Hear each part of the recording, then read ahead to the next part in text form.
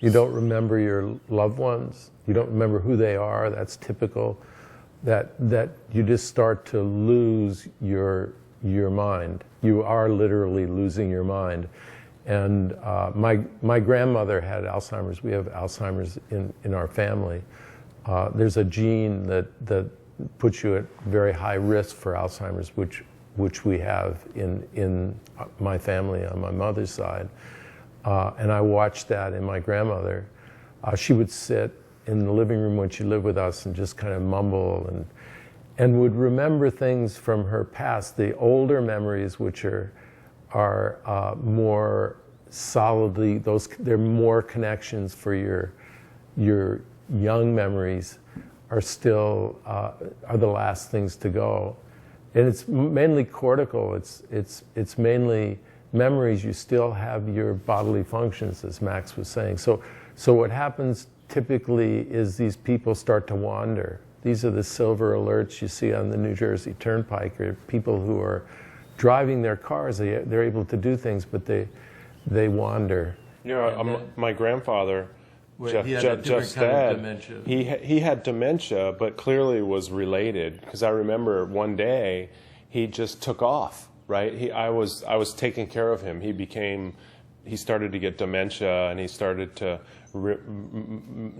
lose his memory, and which caused an enormous amount of depression and anxiety and a lot of problems for him. And it was difficult as a caregiver for me because there was a lot of anger, and he was angry that he was losing his memory. And this was a very robust man.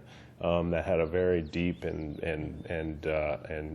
great life, and to lose that and to kind of see yourself losing that was incredibly difficult for him. And so one day he just took off and went and drove his car, and he's gonna go to California. And I got a call. I didn't know he took off. I was at work.